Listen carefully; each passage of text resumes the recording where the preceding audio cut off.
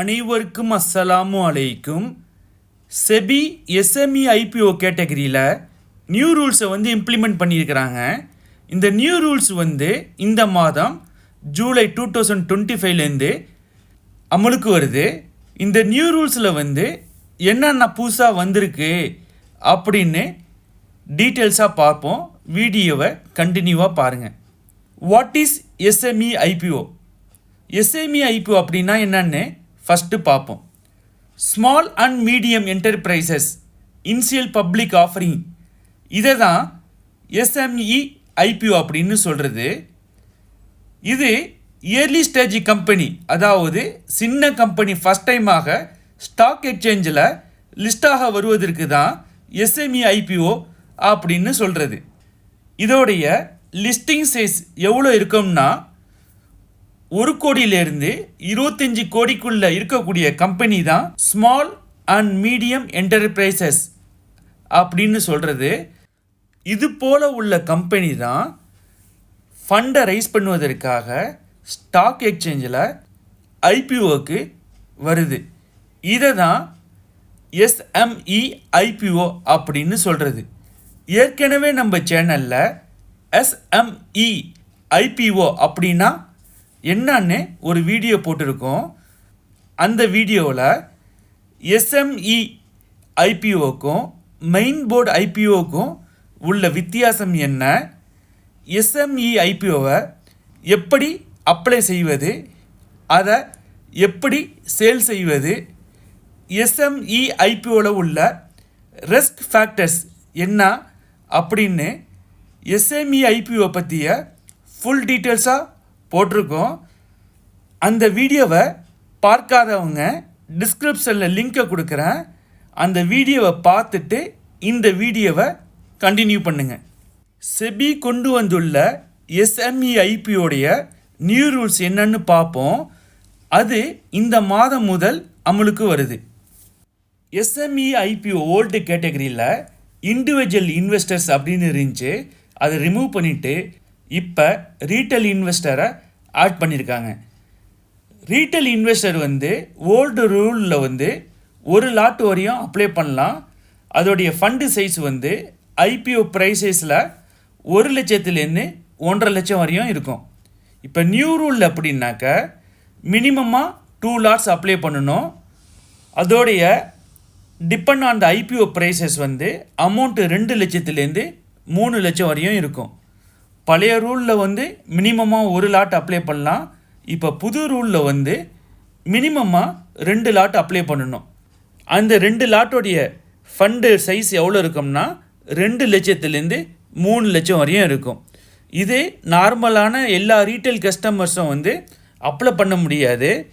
இது எதுக்கு இந்த அமௌண்ட்டை இன்க்ரீஸ் பண்ணி சேஞ்ச் பண்ணியிருக்காங்க அப்படின்னாக்க ஸ்பெக்குலேஷனை அவாய்ட் பண்ணி ரியல் இன்வெஸ்டர் மட்டும் இதில் பார்ட்டிசிபேட் பண்ணுறதுக்காக தான் அமௌண்ட்டை இன்க்ரீஸ் பண்ணி மினிமமாக 2 லாட்ஸ் அப்ளை பண்ணணுன்னு நியூ ரூல்ஸில் இப்போ கொண்டு வந்திருக்கிறாங்க.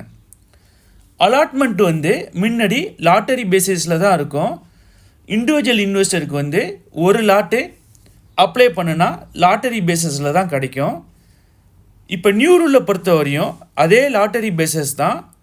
2 லாட்ஸ் அப்ளை பண்ணியிருந்தாக்க எத்தனை பேர் அப்ளை பண்ணியிருக்காங்களோ அவங்க லாட்டரி பேசிஸில் 2 லாட்ஸ் ரீட்டைல் கஸ்டமருக்கு கிடைக்க வாய்ப்பு இருக்குது.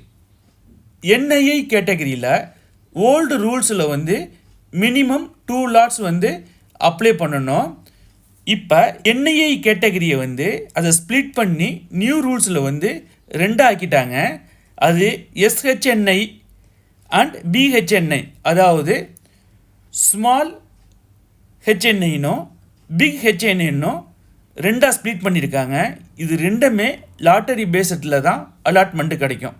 எஸ்ஹெச்என்ஐயில் நியூ ரூல்ஸை பொறுத்த வரையும் மினிமமாக 3 லாட்ஸ் அப்ளை பண்ணணும்.